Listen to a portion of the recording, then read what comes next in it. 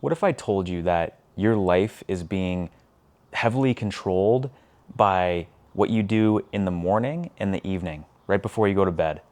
Because it's these times when your brain is the most impressionable, your subconscious is the most impressionable, and it influences your state of being, your mindset, and ultimately how you act during your day. I call the morning and the evening your bookends of the day. And like bookends on a bookshelf, it keeps everything stable and in order, prevents chaos and disorder. So without a solid morning or evening routine, I find that the rest of the day just kind of goes to shit and we end up living on autopilot. We end up living from the same cycles and behaviors. And this is when it starts to feel like every day is Groundhog Day. Like we don't really have control over our life. We're not the conscious creator of our life. We're just kind of the passenger to these autopilot behaviors. So if you want to start breaking these autopilot behaviors and taking control of your life again, one thing that has really helped me is sorting out a really good evening and morning routine. Because again, these things help you go into your day with a different state of being, a different state of awareness, influence. You have conscious control over what you're putting into your subconscious at those points in time. And ultimately it's dictating how you live your life. So with these routines, I find that it all comes down to just nourishing your mind, body, and soul. Because so often we get caught up in the chase of things, in the rat race, needing to always be productive. But if we can begin to start the day or end the day by regulating ourselves, by coming back to ourselves, back to awareness, we have more conscious control in life. Because now we're starting the day in a place of awareness, in regulation, not constantly rushing around, immediately checking our phone, or going to bed, scrolling our phone, or working right up until we hit the sheets, you know? So I find that doing intentional practices to nourish and care for your mind, body, and soul before you go to bed and when you wake up is a game changer for how you live your life. It has been for me anyways, because I've been in those situations where I feel like every day is Groundhog Day and I'm like, I need something to change. And it's very difficult to change in the middle of the day. It's much easier to change in the evening or the morning. It's much simpler to change, I'll put it that way. It's not always easy. So starting with the evening, I find that doing things, again, to down-regulate. So not eating 2 hours before bed for me has been really helpful. And again, these aren't things that I do 100% of the time, but the things I try to do on a regular basis. You can pick and choose what works for you. So not eating 2 hours before bed has really helped with digestion. Not putting a heavy meal into my body before I'm going to sleep has improved my sleep quality tremendously. Doing something to care for my body, but not something that's super intense. So going for a walk after I eat dinner, stretching or foam rolling has been great for me in terms of how my body feels, how my joints feel. It has helped me in the gym. I'd say it's one of the most underrated things you can do in the gym if you want to improve your strength, your overall performance, the way your body feels. You want to get rid of aches and pains. Stretching and foam rolling is a great way to do that. And I find doing it before bed is really good at being able to down-regulate, bring yourself back to yourself rather than the chaos of the mind and needing to always be doing something or living on autopilot. Another one that is really good in terms of the mind is not being on our phone before bed. I try not to be on any electronics an hour before bed, but if I have to be on my computer or my phone or whatever, I wear blue blocker glasses. They're glasses that block the blue light from hitting your eyes. And basically all of our electronics, a lot of lights emit blue light. This blue light signals to your brain that it's daytime. So your brain starts releasing beta waves, which is associated with alertness, cognition, doing something, you're awake. And so by being on our phone or our laptop right before bed or a tablet, TV, you're telling your brain that it's daytime. It's suppressing the release of melatonin in your brain, which is the hormone responsible for helping you get to sleep and stay asleep, which is, again, by being on our phones before bed or, whatever these electronics are, it's preventing you from getting a good sleep. And sleep is the superpower. It's going to help you recover. It's going to help you feel better during the day. It's going to help you make better decisions, because when our sleep is off, it throws off all of our physiology. All of our hormones get thrown off, cortisol goes through the roof, and it makes it very difficult to live in a state of regulation when we're not getting good sleeps. So not being on our phones or electronics about an hour before bed, I've found has been super helpful. So if we're not spending our time scrolling, what are we going to do? Well, things that I've found helpful in terms of, again, down-regulating myself, nourishing my mind and my soul, journaling has been really helpful. Just writing down anything, how I'm feeling, how did the day go, what direction do I want to take my life, do I feel like I'm moving towards my goals, whatever comes up for you, just write about it. It doesn't have to be formal. It doesn't have to be, a work of art. You're just getting in touch with yourself. You're putting everything in here and in here onto paper in front of you, and it separates yourself from your thoughts and emotions. You can get rid of and wash your hands or your brain or your mind clean of all of the stuff that's going on in your head. And you can get rid of it, and that's actually going to really help you get to sleep.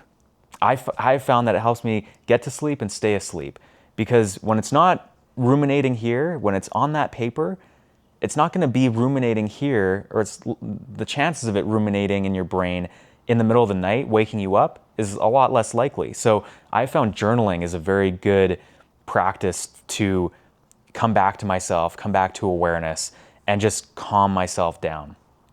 Another one that's really good is meditation. Now, I personally don't meditate typically before bed in the traditional sense where, you're sitting in a quiet room just paying attention to your breath.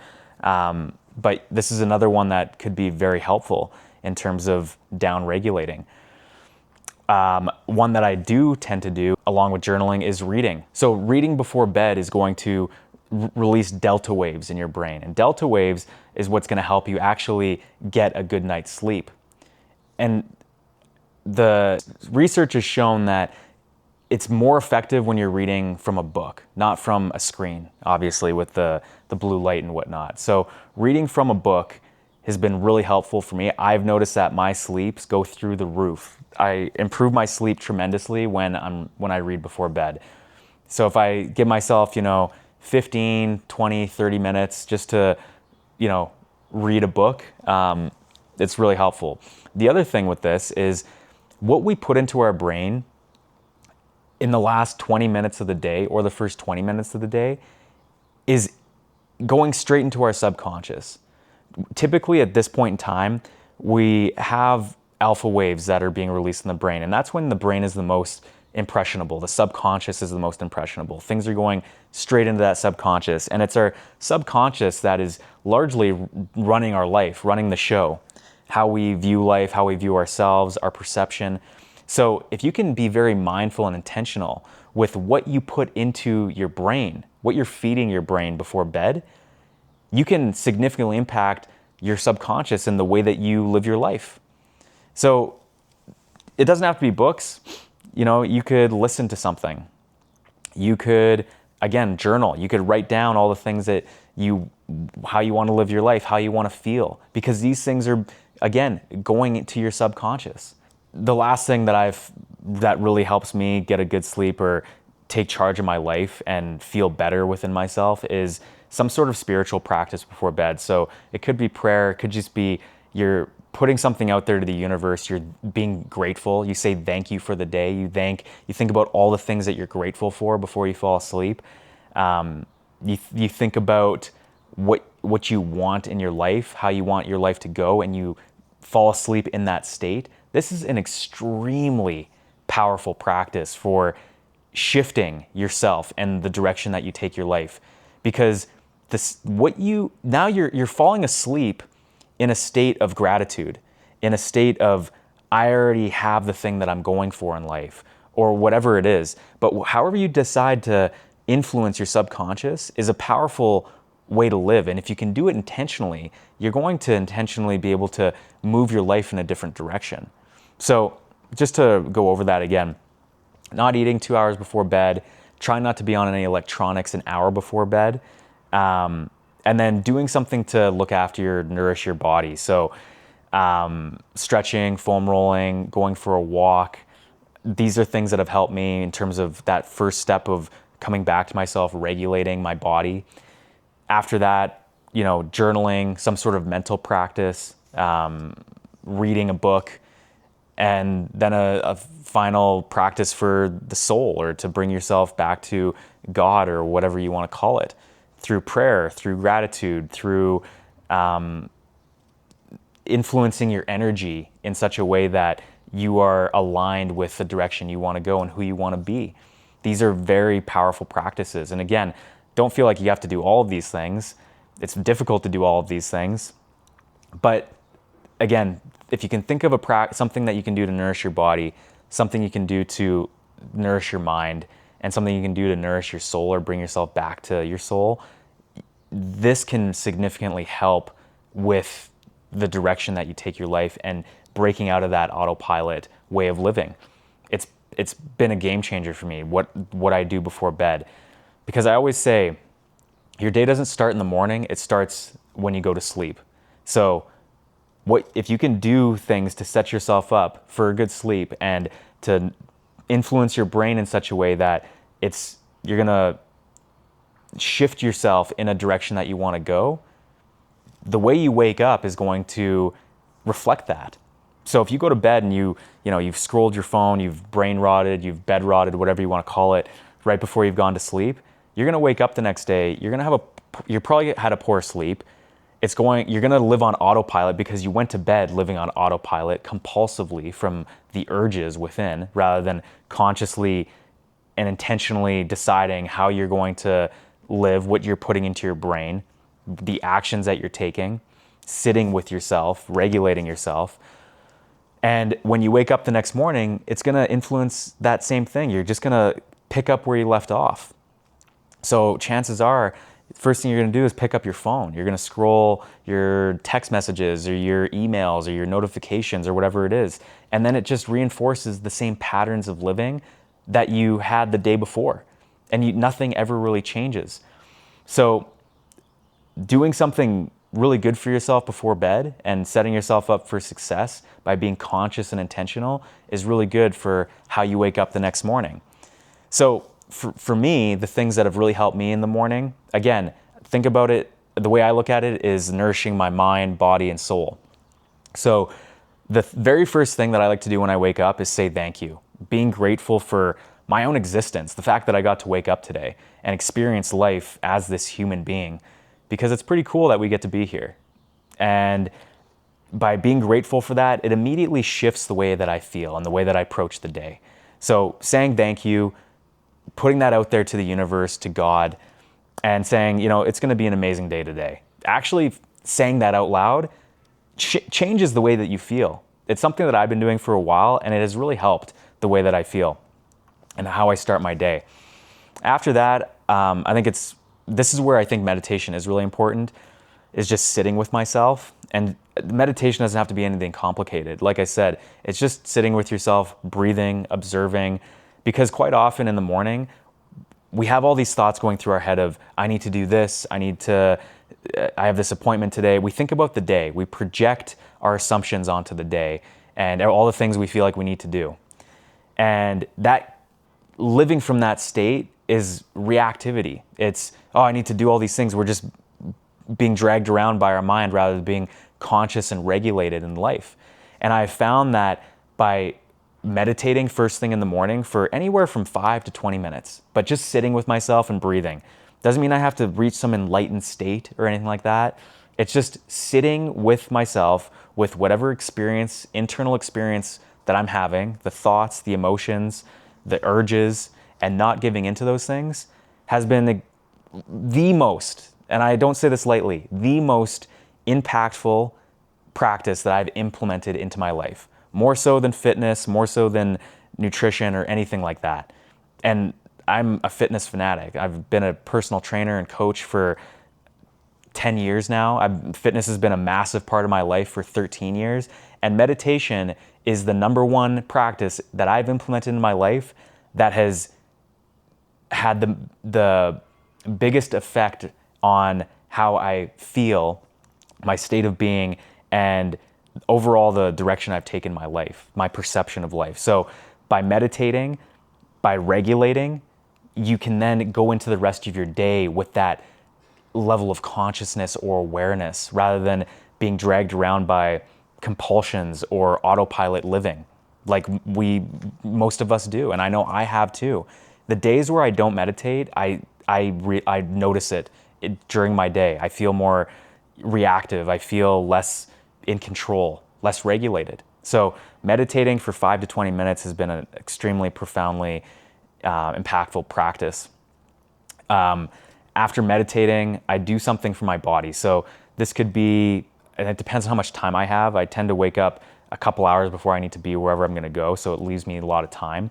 So, some sort of practice like, could be stretching, cold showers I have found to be extremely beneficial. I don't know if it's a fluke. I don't think so. And I'll touch wood here, but I haven't gotten sick in months, probably over a year. And I attribute that largely to the cold showers that I take. I mean, it's a lifestyle. It's not like I have cold showers and then I just don't look after myself. But I think cold showers have made a huge difference.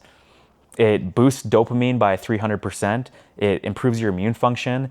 For me, I treat it as like a test to sit with discomfort, which also strengthening that muscle of being able to be in discomfort, that discipline, that being able to separate yourself from uncomfortable emotions or sensations, again, has been very impactful and very helpful in my own life. So I'll usually take a cold shower when I'm done meditating, 2 to 5 minutes.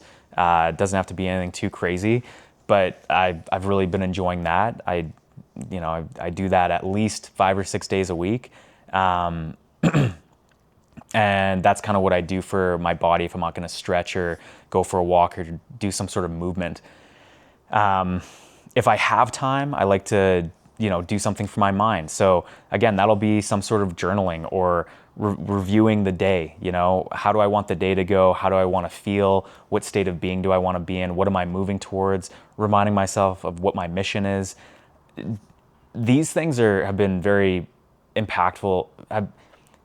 These things have been very important for me in staying on track, moving towards what I want.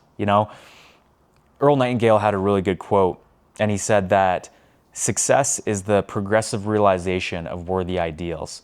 So I really like that quote because it's not about getting to an outcome. It's about moving towards something. It's about the life that you live. And by reviewing or thinking about or rehearsing what my worthy ideals are, I can progressively move towards them.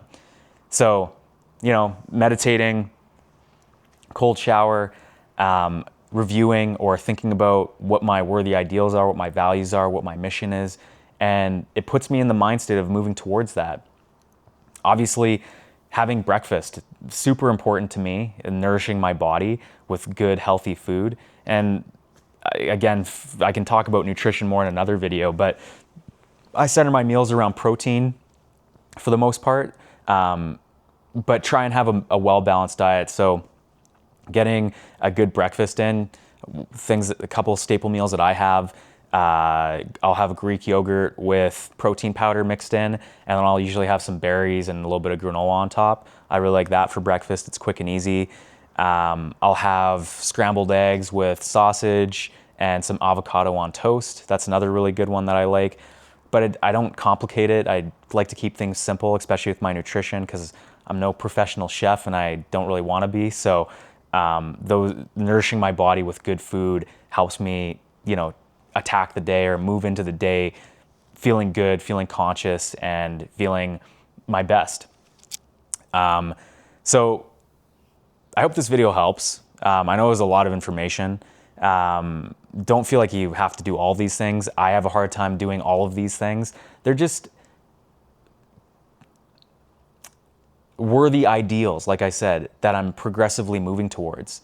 They're practices that have really helped me return to myself so I can consciously create the life that I want to live and consciously live the life that I want to live rather than unconsciously live on autopilot from the same thoughts and behaviors and patterns and compulsions that most of us tend to have. I know I have them, and it takes conscious effort to break away from these things through practice, through meditation, through awareness, through self-regulation.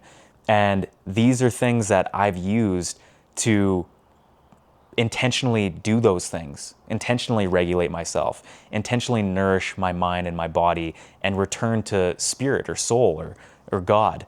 So again, I hope this video helps. Don't feel like you have to do all these things. Pick and choose whatever works for you. But these are things that have really helped me in my life. So hope this helps, and I'll see you in the next video.